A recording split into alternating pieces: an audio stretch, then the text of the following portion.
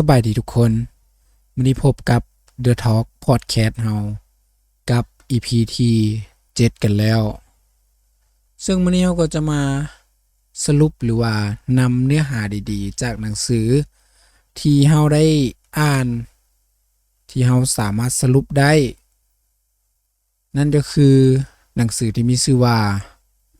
คิดใหญ่บ่คิดเล็กหรือว่าคิดใหญ่ไม่คิดเล็กซึ่งเขาจะมาให้15ข้อคิดที่ได้จากหนังสือพร้อมคำอธิบายและขยายความให้รายละเอียดเพิ่มเติมเพื่อคนที่บ่ได้ไปอ่านและอยากฟังแบบสรุปเลยเขาก็สรุปให้ทุกคนได้ฟังกันใน The Talk Podcast เฮาสำหรับ EP นี้ก็ก่อนที่ว่าจะไปฟังเนื้อหากันก็ฝากทุกคนกดไลค์กดแชร์และกดติดตามเพื่อเป็นกำลังใจให้ทางตัวเฮาเองเพื่อจะได้ทำคลิปใหม่ๆหรือว่าสรุปหนังสือดีๆเนื้อหาดีๆมาสู่ทุกคนได้รับฟังกันเพื่อบ่เป็นการเสียเวลาเฮาไปเริ่มต้นที่ข้อที่1กันเลยความสำเร็จบ่ได้ถูกกำหนดโดยขนาดของสมองแต่ถูกกำหนดโดยขนาดของความคิดของคนคนนั้นหลายคนมักจะเข้าใจผิดว่าคนที่ประสบความสำเร็จต้องเป็นอัจฉริยะหรือว่ามี IQ ที่สูงแต่หนังสือเล่มนี้เสียให้เห็นว่านั่นเป็นความเชื่อที่บ่ถูกต้องหัวใจสำคัญของความสำเร็จคือความสามารถในการคิดใหญ่กล้าที่จะฝันถึงเป้าหมายที่เบิ่งยิ่งใหญ่เกินตัวและมีความเชื่อมั่นอย่างแรงกล้าว่าจะสามารถเฮ็ดสิ่งเหล่านั้นให้ประสบความสำเร็จได้คนที่มีกรอบความคิดที่จำกัดแม้นว่าจะฉลาดส่ำใดก็ตามก็อาจบ่กล้าที่จะก้าวออกจากคอมฟอร์ตโซนและในขณะที่คนมีความคิดที่ใหญ่เบิ่งเห็นความเป็นไปได้ในสิ่งที่คนอื่นเบิ่งว่าเป็นไปบ่ได้กับสร้างสรรค์สิ่งที่มหัศจรรย์ได้ตัวอย่างก็คือเฮนรี่ฟอร์ดบ่แม่นคนที่ฉลาดที่สุดในโลกแต่เขามีวิสัยทัศน์ที่ผลิตรถให้คนทั่วไปสามารถได้เข้าถึงได้หรือพี่น้องตระกูลไว้ที่เชื่อว่าจะบินได้แม้ว่าคนอื่นจะหัวขวัญลาวความสำเร็จของพวกเขาบ่ได้มาจากสมองที่เหนือกว่าคนอื่นแต่มาจากความคิดที่ยิ่งใหญ่และบ่ยอมแพ้ต่อข้อจำกัดข้อที่2ขนาดของเงินในบัญชีธนาคารขนาดของความสุขและขนาดของความพอใจโดยทั่วไปของบุคคลคนหนึ่งนั้นถูกกำหนดด้วยขนาดของความคิดของคนคนนั้นซึ่งมีความมหัศจรรย์มาจากการคิดใหญ่แนวคิดนี้เชื่อมโยงข้อทำอิฐอย่างไกลชิดชีวิตเจ้าเป็นอยู่บ่ว่าจะเป็นสถานะทางการเงินความสุขในชีวิตส่วนตัวหรือความรู้สึกพึงพอใจโดยรวมล้วนเป็นภาพสะท้อนโดยตรงของขนาดความคิดที่เจ้านั้นมีถ้าหากว่าเจ้าคิดน้อยเจ้าก็จะได้รับผลเล็กๆน้อยๆแต่ถ้าหากว่าเจ้ากล้าคิดใหญ่กล้าที่จะตั้งเป้าหมายที่ทะเยอทะยานเจ้ากำลังเปิดประตูสู่โอกาสที่ยิ่งใหญ่กว่านั้นหลายเท่าพลังของการคิดใหญ่อยู่ที่มันจะดึงดูดทรัพยากรโอกาสและผู้คนที่สอดคล้องกับวิสัยทัศน์ของเจ้าถ้าเจ้าเชื่อว่าเจ้าจะหาเงินได้เพียงแต่หลักหมื่นต่อเดือนเจ้าก็จะพอใจกับงานที่รายได้เพียงแต่เท่านั้นแ แต่ถ้าเจ้าตั้งเป้าหมายหลักล้านและเชื่อมั่นว่าจะเฮ็ดได้เจ้าเริ่มหาวิธีใหม่ๆพัฒนาทักษะใหม่ๆและเบิ่งหาช่องทางที่ใหญ่ขึ้นซึ่งท้าทายที่สุดแล้วอาจจะพาเจ้านั้นไปถึงเป้าหมายนั้นได้อย่างแท้จริงนอกสำหรับข้อที่2สำหรับหนังสือคิดใหญ่บ่คิดเล็กหรือว่าบ่คิดน้อยนั้นมื้อนี้ก็บรรยากาศดีเนาะฝนตกกะฟังเสียงฝนกันไปนำแล้วก็ฟังเสียงเฮาบรรยายสรุปหนังสือไปนำซึ่งถ้ามันน้องหรืออย่างก็ต้องขออภัยทุกคนแต่อยากให้ฮู้ว่าเสียงทางหลังนั้นเป็นเสียงฝนที่ตกลงใส่หลังคาสังกะสีเนาะเพราะว่าเรือนของเฮามุงด้วยสังกะสีอาจจะมีเสียงพวกนี้รบกวนเราจะไปต่อกันที่ข้อที่3สร้างนิสัยในการลงมือทำพวกเขาฝึกนิสัยลงมือทำเราจะเบิ่งเห็นเป้าหมายได้ในโลกความเป็นจริงและสามารถพัฒนาความสำเร็จให้ใหญ่ขึ้นไปอีกและสามารถแก้ไขปัญหาที่เกิดขึ้นได้อย่างชาญฉลาดการคิดใหญ่เพียงอย่างเดียวบ่เพียงพอเจ้าต้องมีนิสัยในการลงมือเฮ็ดหรือลงมือทำอย่างต่อเนื่องและสม่ำเสมอการลงมือทำจะเปลี่ยนความคิดนามธรรมให้กลายเป็นความจริงเจ้าจะเริ่มเห็นภาพเป้าหมายที่ชัดเจนขึ้นในโลกแห่งความเป็นจริงและทุกครั้งที่เจ้าลงมือทำลงมือเฮ็ดเจ้าจะได้รับประสบการณ์เรียนรู้ที่จะแก้ไขปัญหาและพัฒนาตนเองให้ก้าวหน้ายิ่งขึ้นความสำเร็จบ่ได้เกิดขึ้นจากการนั่งคิดเพียงแต่อย่างเดียวแต่เกิดจากการลงมือทำอย่างต่อเนื่องและชาญฉลาดสมมุติว่าเจ้าฝันอยากจะเป็นนักเขียนการเพียงแต่คิดว่าจะเขียนหนังสือมันบ่เพียงพอเจ้าต้องเริ่มลงมือเขียนทีละประโยคหรือว่าทีละหน้าและฝึกฝนไปเรื่อยๆยิ่งเจ้าลงมือเฮ็ดหลายเท่าใดเจ้าก็จะยิ่งเห็นเส้นทางสู่เป้าหมายชัดเจนขึ้นและโอกาสหนทางแก้ไขปัญหาที่เกิดขึ้นระหว่างทางนั้นได้ดีขึ้นข้อที่4ความเชื่อในความสำเร็จอยู่เบื้องหลังความสำเร็จของธุรกิจทุกแห่งทุกๆความสำเร็จบ่ว่าจะเป็นของธุรกิจยักษ์ใหญ่หรือบุคคลที่โดดเด่นล้วนมีรากฐานมาจากความเชื่อที่หนักแน่นถ้าเจ้าบ่เชื่อว่าสิ่งที่เจ้าเฮ็ดนั้นจะประสบความสำเร็จเจ้าก็จะบ่มีแรงผลักดันที่จะลงมือกระทำอย่างเต็มที่บ่มีแรงที่จะฝ่าฟันอุปสรรคและสุดท้ายก็อาจจะยอมแพ้ไปก่อนที่ว่าสตีฟจ็อบส์จะสร้าง Apple เขาก็ต้องมีความเชื่ออย่างแรงกล้าในวิสัยทัศน์ของเขาทั้งที่หลายคนอาจจะเบิ่งว่ามันเป็นไปบ่ได้หรือก่อนที่ว่านักกีฬาจะคว้าเหรียญทองเขาก็ต้องเชื่อมั่นในตัวเองอย่างเต็มที่ว่าเขานั้นจะสามารถเฮ็ดได้นั่นคือพลังของความเชื่อที่ขับเคลื่อนให้เกิดการลงมือกระทำและสร้างผลลัพธ์ที่ยิ่งใหญ่ข้อ5ความเชื่อในผลสำเร็จที่ยิ่งใหญ่เป็นพลังขับดันต่อการสร้างผลงานที่ยิ่งใหญ่ข้อนี้ต่อยอดจากข้อที่4ว่าความเชื่อบ่ได้เพียงแต่เป็นพื้นฐานแต่ยังเป็นพลังขับดันที่แท้จริงการมีความเชื่ออย่างแรงกล้าในผลสำเร็จที่ยิ่งใหญ่จะช่วยให้เจ้านั้นมีแรงอึดสู้และบ่ยอมแพ้บ่ยอมถอยต่ออุปสรรคผลักดันตัวเองให้ไปถึงจุดที่สูงสุดของศักยภาพ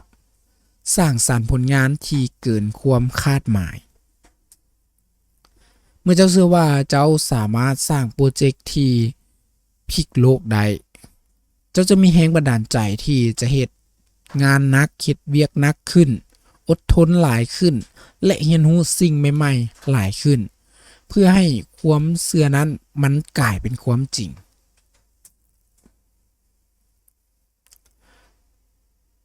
ข้อที่6ให้เกียรติคนที่คิดใหญ่เลือกคบหมู่ในสภาพแวดล้อมใหม่ๆที่มีความคิดที่แตกต่างจากเจ้าในเชิงบวก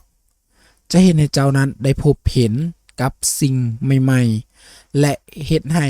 ชีวิตได้เรียนรู้สิ่งที่ยิ่งใหญ่และเติบโตหลายขึ้นสภาพแวดล้อมและคนที่เจ้าใช้เวลานำมีอิทธิพลอย่างมหาศาลต่อกับความคิดและทัศนคติของเจ้าการเลือกคบหมู่หรือว่าอยู่ในสภาพแวดล้อมที่มีผู้คนที่มีความคิดสร้างสรรค์เบิ่งโลกกว้างหรือเป็นคนที่คิดใหญ่จะช่วยให้เปิดมุมมองใหม่ๆให้กับตัวเจ้าจะได้รับการเรียนรู้สิ่งที่บ่เคยรู้มาก่อนได้รับแรงบันดาลใจและถูกผลักดันให้เติบโตและพัฒนาตัวเองให้ยิ่งใหญ่หลายขึ้นถ้าหากว่าเจ้าอยู่กับคนที่มักจมคิดลบและเบิ่งปัญหาเจ้าก็อาจจะซึมซับสิ่งเหล่านั้นมาโดยบ่รู้ตัวแต่ถ้าเจ้าอยู่กับคนที่เบิ่งโลกเห็นแต่โอกาสคิดบวกและกล้าที่จะกระทำสิ่งใหม่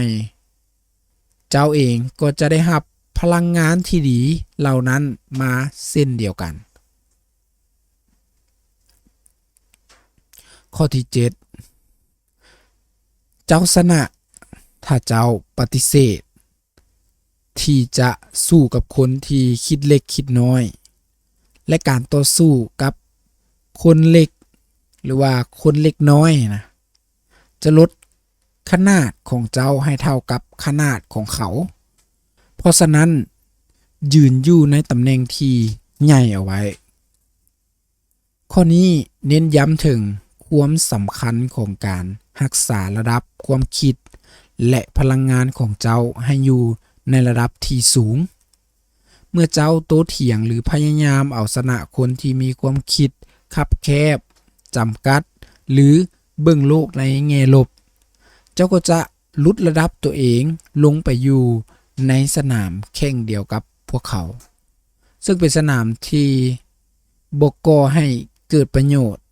และจะเห็นให้เจ้านั้นเสียพลังงานไปโดยบ่มีประโยชน์แทนที่จะเสียเวลาไปกับการพิสูจน์ตัวเองกับคนเหล่านั้นจงมุ่งเน้นไปที่เป้าหมายของเจ้ายืนหยัดในความคิดที่ใหญ่กว่าและปล่อยให้ผลงานของเจ้านั้นเป็นเครื่องพิสูจน์การให้สิ่งเหล่านี้บ่เพียงแต่จะช่วยรักษาพลังงานของเจ้าไว้แต่ยังเป็นการแสดงให้เห็นถึงวุฒิภาวะและความเป็นผู้นำที่แท้จริงข้อที่8คนที่พอใจที่จะเป็นอันดับ2ย่อมหลีกเลี่ยงบ่พ้นที่จะกลายเป็นคนที่เฮ็ดหยังด้วยคุณภาพชั้น2เสมอการตั้งเป้าหมายที่ต่ำหรือพอใจกับผลลัพธ์ที่บ่ดีที่สุดจะจำกัดศักยภาพของเจ้าโดยอัตโนมัติถ้าเจ้ามีความคิดว่าสำนี้ก็พอได้หรือว่าเป็นที่2ก็โอเคเจ้าก็จะบ่มีแรงผลักดันที่จะพัฒนาตัวเองให้เหนือกว่ามาตรฐานที่ตั้งเอาไว้จงมุ่งมั่นที่จะเป็นเลิศในทุกสิ่งที่เจ้าเฮ็ดเพราะนั้นคือหนทางสู่การปลดล็อกศักยภาพอันสูงสุดถ้าหากว่าเจ้าเป็นพนักงานและพอใจกับ การเฮ็ดเวียกให้ผ่านไปในแต่ละมื้อเจ้าก็อาจจะบ่ได้เติบโตในหน้าที่การงานแต่ถ้าหากว่าเจ้าตั้งเป้าหมายที่เป็นเลิศในงานของเจ้าในเวียกของเจ้าพยายามพัฒนาตัวเองให้ดีขึ้นอยู่เสมอเจ้าก็จะมีโอกาสก้าวหน้าและประสบความสำเร็จหลายกว่าข้อที่9คนเฮาทุกๆคนนั้นล้วนเป็นผลผลิตของความคิดของตนเองข้อนี้ตอกย้ำว่าเจ้าคือสิ่งที่เจ้าคิดด้วยตัวตนและชีวิตที่เจ้าเป็นอยู่ในปัจจุบันล้วนเป็นผลลัพธ์โดยตรงของความคิดที่เจ้านั้นมีและความคิดเหล่านั้นจะนำไปสู่การกระทำของเจ้าเองคนที่คิดว่าตัวเองเป็นคนบ่ดีมักจะเฮ็ดในสิ่งที่บ่ดีและคนอ้อมข้างก็มักจะเบิ่งตัวเขาในแง่ลบแต่คนที่คิดว่าตัวเองเป็นคนดีมักจะเฮ็ดแต่สิ่งดีๆและคนอ้อมข้างก็จะเบิ่งเขาในแง่บวกข้อที่10ขนาดของความสำเร็จที่กำหนดโดยขนาดของความเชื่อของเจ้าคิดหยังเล็กๆน้อยๆก็จะประสบความสำเร็จเพียงแต่เล็กๆน้อยๆคิดการใหญ่ก็จะนำไปสู่ความสำเร็จที่ยิ่งใหญ่ข้อนี้สรุปและย้ำถึงหัวใจสำคัญของหนังสืออีกครั้งว่าสิ่งที่เจ้าเชื่อและคิด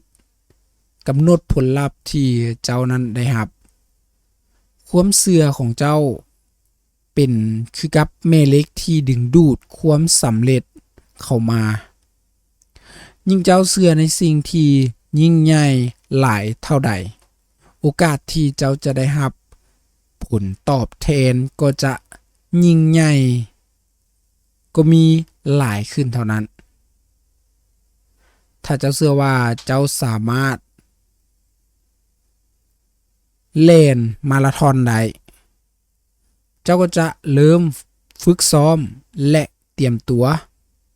เพื่อสิ่งนั้นและมีโอกาสที่จะเฮ็ดได้จริงแต่ถ้าเจ้าเชื่อว่า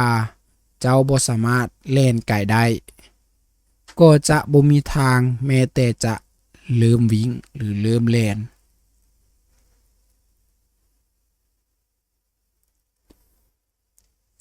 ข้อที่11ลบคำว่าเป็นไปบ่ได้ใส่บ่ได้ผลเฮ็ดบ่ได้บ่มีประโยชน์ที่จะลองออกจากความคิดและคำเว้าของเจ้าคำเว้าและแนวคิดเชิงลบเป็นตัวกำหนดศักยภาพที่ร้ายกาจที่สุดการเว้าหรือคิดเช่นนี้จะปิดกั้นโอกาสในการเรียนรู้การพัฒนา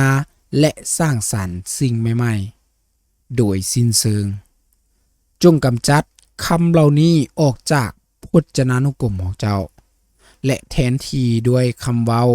และแนวคิดเชิงบวกที่สร้างสรรค์และเปิดกว้างหากเจ้าว่าค่อยเฮ็ดบ่ได้ดอกสมองของเจ้าก็จะหยุดคิดหาวิธีเฮ็ดทันทีแต่ถ้าเจ้าเปลี่ยนเป็นค่อยจะลองเฮ็ดเบิงว่ามันจะเฮ็ดได้บ่หรือค่อยจะหาวิธีที่จะเฮ็ดมันให้ได้สมองของเจ้าก็จะเริ่มขบวนการค้นหาและการแก้ไขปัญหานั้นๆข้อที่12กิจกรรมที่มีชีวิตชีวาสามารถช่วยไล่ความน่าเบื่อออกไปจากชีวิตได้ความน่าเบื่อหรือว่าความเบื่อหน่ายและความจำเจสามารถบั่นทอนพลังงาน และแรงบันดาลใจได้การจมปักอยู่กับกิจวัตรเดิมๆที่น่าเบื่อจะเฮ็ดให้พลังงานและแรงบันดาลใจของเจ้านั้นเหือดหายไปการหากิจกรรมที่กระตุ้นความรู้สึกตื่นเต้นมีชีวิตชีวาหรือเป็นสิ่งที่เจ้านั้นหลงใหลจะช่วยเติมพลังงานเชิงบวกและฟื้นฟูจิตใจของเจ้าให้พร้อมรับกับความท้าทายใหม่ๆบ่ว่าจะเป็นการออกกำลังกายการเรียนรู้ทักษะใหม่ๆการท่องเที่ยวหรือการเฮ็ดกิจกรรมอาสาสมัครกิจกรรมเหล่านี้บ่เพียงแต่จะช่วยให้เจ้านั้นหลุดพ้นจากความเบื่อหน่ายเท่านั้นแต่ก็ยังขยายมุมมองของเจ้าสร้างเครือข่ายใหม่ๆและเติมเต็มชีวิตด้วยประสบการณ์อันมีค่าข้อที่13สิ่งที่เจ้าคิดกำหนดสิ่งที่เจ้ากระทำสิ่งที่เจ้ากระทำกำหนดสิ่งที่คนอื่นมีปฏิกิริยากับเจ้าข้อนี้เน้นย้ำถึงวัฏจักรของการสร้างความเป็นจริงสิ่งที่เจ้าคิดอยู่ในใจจะนำไปสู่การกระทำของเจ้า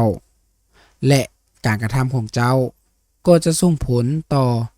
การตอบสนองและปฏิกิริยาของคนอ้อมข้างที่มีต่อเจ้าถ้าหากว่าเจ้าคิดดีทำดีคนอื่นก็จะ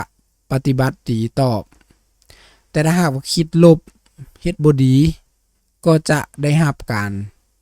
บปฏิกิริยาในทางกงกันข้าม